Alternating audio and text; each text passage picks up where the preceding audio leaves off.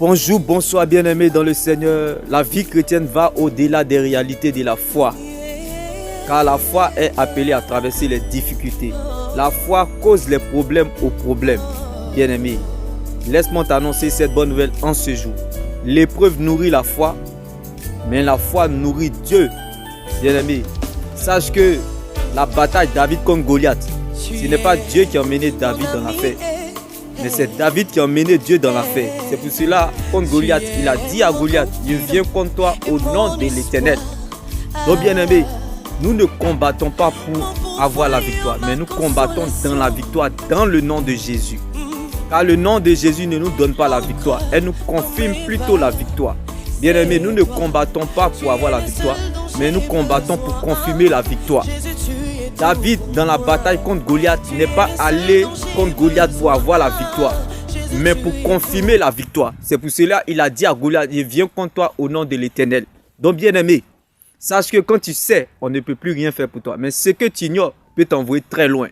Bien-aimé, si Goliath savait et connaissait le passé de David, Goliath ne serait pas venu défier le peuple d'Israël.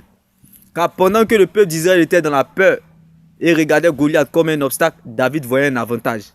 Bien-aimé, laisse-moi t'annoncer cette bonne nouvelle en ce jour. Ce que ce problème ignore peut t'envoyer très loin. C'est-à-dire ce problème ne sait pas qui tu es et qui est ton Dieu. Alors laisse-moi t'annoncer cette bonne nouvelle en ce jour. Que les épreuves viennent en fonction de la foi que Dieu a déjà disposée en chacun. C'est pour cela la Bible pouvait nous le dire, chacun a ses épreuves taillées à sa propre mesure. Dieu ne peut pas te donner bagage que tu ne peux pas soulever. Bien-aimé, pendant que le peuple d'Israël était dans la peur, David pouvait soulever ce bagage qui est Goliath. Alors laisse-moi t'annoncer cette bonne nouvelle en ce jour. Ce que, bien-aimé, ces épreuves ignorent dans ta vie, c'est qu'elles ne savent pas, bien-aimé, qu'elles viennent faire les premières parties du concert. Car l'homme du concert, c'est l'homme de Galilée qui sommeille en toi. Jésus-Christ de Nazareth, comme David en face de Goliath. Bien-aimé, l'homme de concert était dans la vie de David. Pendant 40 jours, Goliath a fait peur au peuple d'Israël. Ça, c'était les premières parties du concert. Mais lorsque l'homme de Galilée qui sommeillait en David est sorti, s'est réveillé et allé défier Goliath, bien-aimé, la Bible pouvait nous le dire que c'était comme un match rediffusé.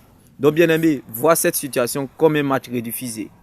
Car, bien-aimé, David n'est pas parti affronter Goliath pour avoir la victoire, mais plutôt pour confirmer la victoire. Donc, tu as déjà la victoire avant la victoire.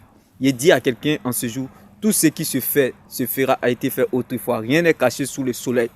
Donc, bien-aimé, sois sage et patient, car le temps finira par te donner ce qui te revient. Le nom de Jésus est notre autorité, sa parole est notre position, son sang est notre couverture, son esprit est notre force, la foi est notre victoire et la résurrection est notre liberté. Tant que le peuple d'Israël était dans la peur et regardait Goliath comme un obstacle, David voyait un avantage. Bien-aimé, regarde la réalité que tu vis aujourd'hui, mais vois ce que Dieu te réserve demain.